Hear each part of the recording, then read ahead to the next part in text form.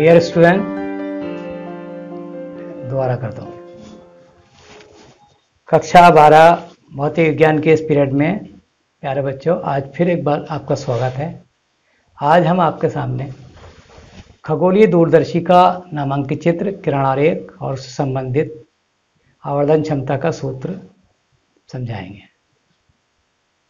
देखिए, दूरदर्शी वह प्रकाशिक यंत्र है जिसके द्वारा बना दूर स्थित वस्तु का प्रतिबिंब आंख पर बड़ा दर्शन कोण बनाता है, जिससे कि वह वस्तु आंख को बड़ी दिखाई दे सके।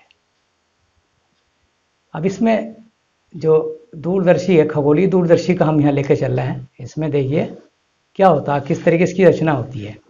इसमें धातु की एक लंबी बेलनाकार नली होती है, जिसके एक सिरे पर बड़ी फोकस दूरी तथा बड़े द्वारक का उत्तल लेंस लगा होता है, जिसे अभिदृश्यक लेंस कहते हैं। नली के दूसरे सिरे पर एक अन्य छोटी नली फिट होती है, जो दंतुर्दंत चक्र व्यवस्था द्वारा बड़ी नली में आगे पीछे खिसकाई जा सकती है।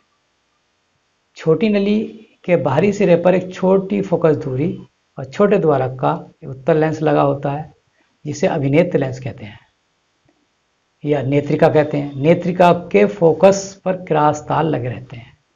प्रतिबिंब का बनना, प्रतिबिंब कैसे बनता, जैसे कि हमने स्क्रीन पर चित्र डाल रखा है। दूरदर्शी का अभिदृश्यक लेंस O तथा नेत्रिका E दिखाए गए हैं। AB एक दूर स्थित वस्तु है जिसका A सिरा दूरदर्शी के अक्ष पर है। लेंस O के द्वारा AB का वास्तविक उल्टा छोटा प्रतिबिंब A', B' लेंस के द्वितीय फोकस FO पर बनता है।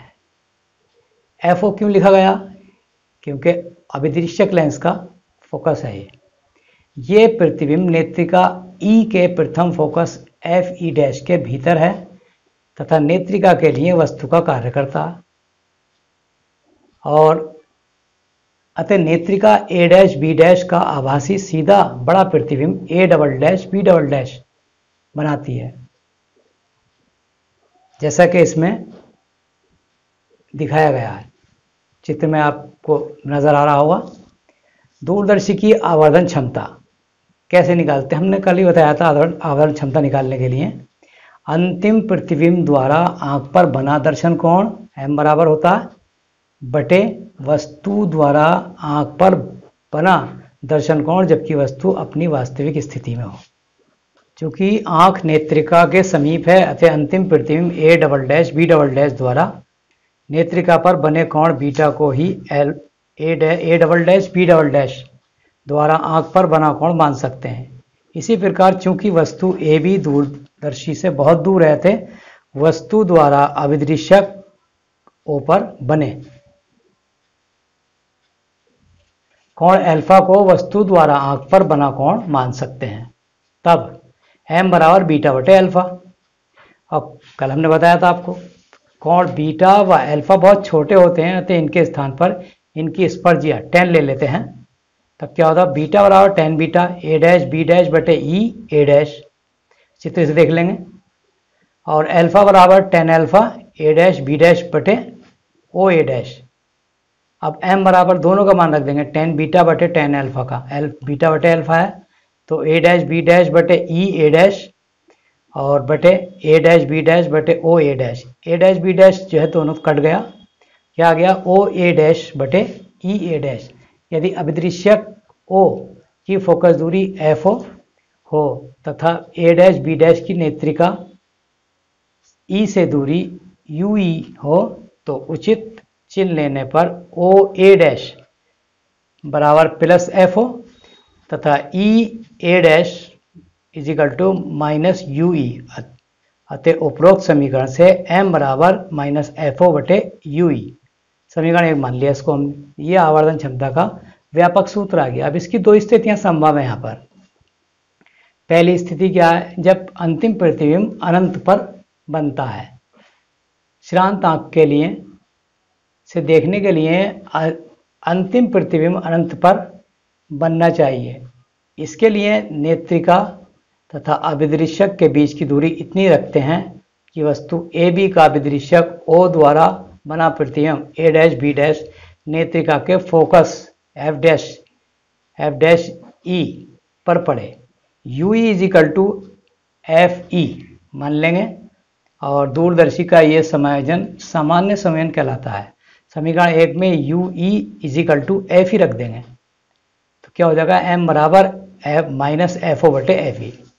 ये इसका सूत्र है। अगर इसकी लंबाई हमें निकालनी है यंत्र की तो दूरदर्शी की लंबाई FO प्लस FE हो जाता।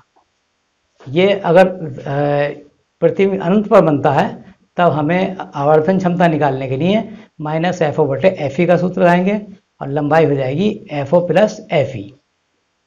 देखिए इसमें दिखाया गया है ये लंबाई यंत्र की, यहाँ से बड़े लेंस से और छोटे लेंस तक की दूरी, दोनों की फोकस दूरियों को जोड़ के इसकी लंबाई हम निकाल सकते हैं।